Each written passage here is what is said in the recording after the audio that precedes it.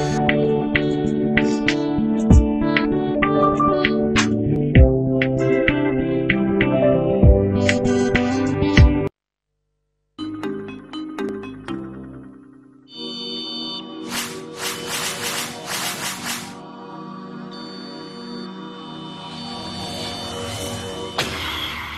poursuivons donc la deuxième partie de notre entretien en lisant un passage. On va aller dans Josué 6 et il est dit ici, Josué se leva de bon matin et les sacrificateurs portèrent l'arche de l'Éternel. Les 7 sacrificateurs qui portaient les 7 trompettes retentissantes devant l'arche de l'Éternel se mirent en marche et sonnèrent des trompettes. Les hommes armés marchaient devant eux et l'arrière-garde suivait l'arche de l'Éternel. Pendant la marche, on sonnait des trompettes. Ils firent une fois le tour de la ville, le second jour, puis ils retournèrent dans le camp. Ils firent de même pendant 6 jours. Le 7e jour, ils se levèrent de bon matin, dès l'aurore, et ils firent de la même manière 7 fois le tour de la ville. Ce fut le seul jour où ils firent 7 fois le tour de la ville. À la 7e fois, comme les sacrificateurs sonnaient des trompettes, Josué dit au peuple, poussez des cris, car l'Éternel a livré la ville. Et on connaît la suite de l'histoire, le mur de Jéricho tombait.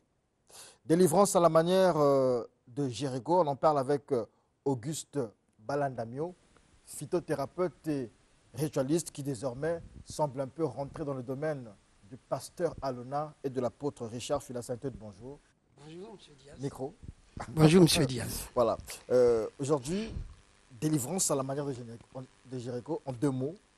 Qu'est-ce que vous voulez faire passer comme message? Mais le message, c'est que le dimanche passé, nous avons fait un pas et aujourd'hui, nous voudrons démontrer comment, effectivement, Élisée a détruit toutes les têtes malédictions qui se trouvaient dans l'eau de Jéricho. C'est cette démonstration qu'aujourd'hui nous voudrons faire pour aider nos auditeurs, peuple du Studio 210, à rentrer dans ce rythme au lieu d'être toutefois trompés par mes frères. Quels frères? Mes frères qui sont également ritualistes, hommes de Dieu, et ils sont là. Nous, on connaît que ceux qui passent ici, c'est les ritualistes ici. On peut prendre Waka, Rama, les hommes de Dieu ici, c'est Aluna, Fila. Donc, non, vous savez, quand on parle de ces hommes, l'autre jour j'ai dit, beaucoup sont appelés, mais il y a peu d'élus. Parmi eux, là, ceux que j'ai cités. Là. Mais je ne sais pas. Chacun de nous est responsable devant son Dieu. D'accord, pas de souci. Oui. Comment expliquez-vous la place ou le rôle que joue la terre dans le processus de désenvoûtement?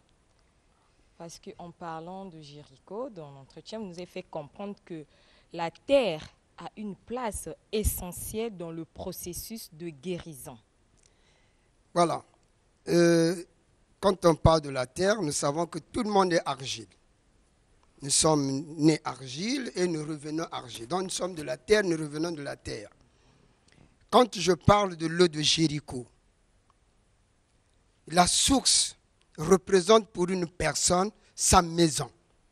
La maison est la source. Et dans cette source, il y a la terre. La terre qui fait toute une rotation à la source. Et c'est cette source qui est aujourd'hui pour un homme sa maison. Et la terre revient, la terre qui est dans sa maison. Donc quand Jésus utilise la terre pour sauver un aveugle, ça prouve que cette terre est primordiale. Et quand Élisée constate que la malédiction de l'eau de Jéricho vient au niveau de la terre, il va également assainir la terre. Donc la terre a une grande importance parce que nous sommes terre et nous repartons terre. Monsieur Balandamio, oui. Une fois qu'on vous apporte cette terre, comment l'utilisez-vous finalement dans la délivrance? Dans la délivrance, quand je parle de la terre, je vous ai dit la source de Jéricho. La source de Jéricho représente pour vous, monsieur journaliste, la source devient votre maison. Maintenant, toute personne a une malédiction. La malédiction vient au niveau de la terre. Qu'est-ce qui se passe? L'esprit malin utilise la terre pour vous atteindre. Il passe comment? Devant la porte, sous le lit, sous le matelas. Lorsque vous allez faire un constat, vous allez constater que même sous le lit, vous avez la terre. Même quand vous enlevez entre le sommier et l'éponge, vous allez retrouver la terre. Cette terre-là, ces toits-là représentent votre corps. Pour que lorsque vous constatez et que votre mal persiste et que vous êtes en train de chercher la délivrance partout, vous utilisez les hommes de Dieu, vous utilisez les ritualistes, ils n'arrivent pas, c'est que tout simplement, ils ne sont pas pu arriver à la source. Et cette source, c'est votre maison. Lorsque vous amenez, vous venez me voir, je vous donne des codes, comment avoir ce genre de terre qui représente votre corps, et quand je veux l'utiliser, et quand je veux créer ce que je peux créer par la volonté de Dieu, vous allez vous prendre votre bain à la maison. Cet ennemi, que ce soit au niveau social, que ce soit au niveau diabolique, vous êtes délivré. Parce que lorsque Élisée a délivré la source de Jéricho, et quand il a assaini la terre, l'eau était devenue propre.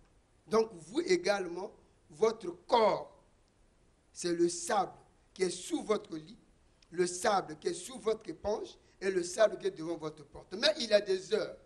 Pour que vous pouvez en avoir, il faut venir me voir. C'est quand vous allez me voir, je vous dis, bon voilà, à cette heure-ci, voilà ce que vous allez faire. Voilà comment vous allez faire cette opération pour avoir votre corps. Parce que l'ennemi, le diable, rentre à la maison de 22h à 4h du matin. Donc il y a des heures. Je pense là au moins, les hommes de Dieu, les ritualistes qui sont, ne peuvent pas me contredire. Il y a des heures typiquement demandées à l'esprit maléfique de rentrer, à l'esprit maléfique de sortir. Monsieur Balandamio, pourquoi le choix du sable qui se trouve en bas du parler, que c'est le corps de la personne? Oui.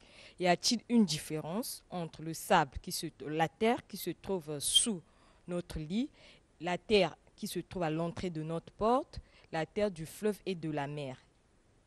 Oui, je viens de vous dire que Élisée a assaini la source. La source devient votre... Quelle est votre source? Votre source, c'est votre maison. Donc, comme votre source, c'est la maison, le sable qu'on doit assainir, c'est le sable que je suis en train de vous identifier. Ce sable-là, dans le code astral, représente votre corps. Et lorsqu'on va utiliser ce sable-là, et qu'on arrive à aménager, à ajouter ce qu'on peut ajouter, je vous le préviens, vous allez prendre un bain. Et ce bain-là, que vous soyez en Allemagne, que vous soyez partout, vous ne serez plus capable, l'esprit maléfique ne va plus vivre à côté de vous. Donc ce n'est pas le sable n'importe qui. Je vous ai dit, la source devient votre maison. Et le sable que je suis en train d'identifier représente votre corps, parce que vous ne faites qu'une rotation. Vous rentrez, vous dormez, vous ressortez.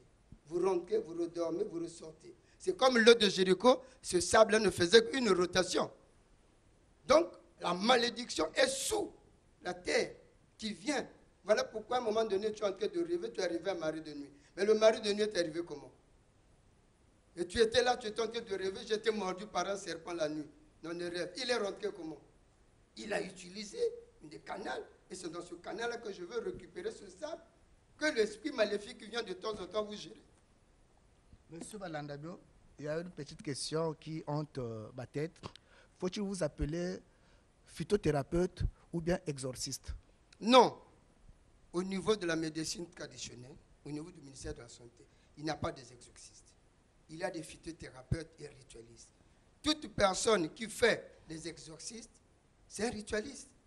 Parce qu'au moment où vous intervenez, Dieu, vous allez voir, je crois que l'État congolais est bien organisé. Il n'a pas oublié l'Église. Et quand il a utilisé l'Église, les hommes de Dieu, les pasteurs, il les appelle ritualistes.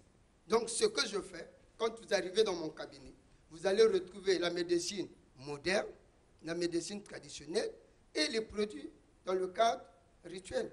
Pour aider également nos frères, quand tu viens, si je constate que ton mal, il faut aller d'abord à la source, je vais d'abord t'assainir. Partez chercher le sable.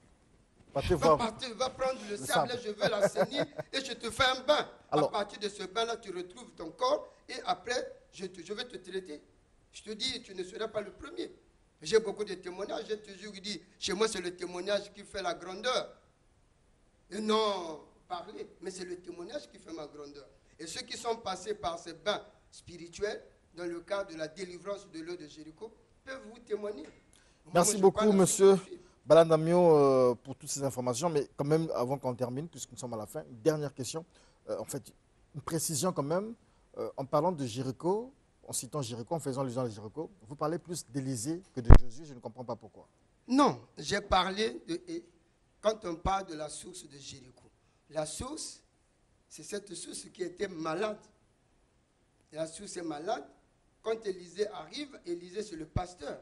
Élisée c'est le prophète. Et quand il arrive, il constate que non, tout ce que mes frères ont fait avec l'eau de Jéricho, là, c'est pas là. La malédiction est à la source. Je suis obligé d'aller à la source. D'accord. Voilà pourquoi il est parti assainir la source. Et dans cette source, il n'a pas assaini l'eau, il a assaini la terre. Parce qu'on ne se lave pas deux fois dans un même eau. D'accord. Merci beaucoup. Nous avons aussi Cardo Progress qui nous dit merci à l'avenir. Pour des questions. Voilà. Ok, merci. Merci. Merci beaucoup à Cardo Progress, si je n'arrive pas à lire le message. Et donc, des contacts, monsieur Auguste Balandamio. Ben, mais pour tous ceux qui veulent me consulter, je suis à l'arrêt pharmacie de Mukondo, sur l'avenue Cité du 17, entre la rue Ngalema et la rue Zola.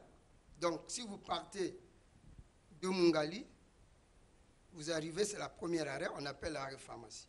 Donc, les contacts, c'est le 05 526 15 07 et le 06 695 35 20.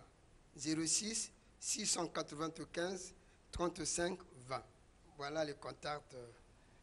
Merci beaucoup. C'est la fin de ces entretiens. Tout de suite, piqûre d'histoire avec nos amis de Vouvamou.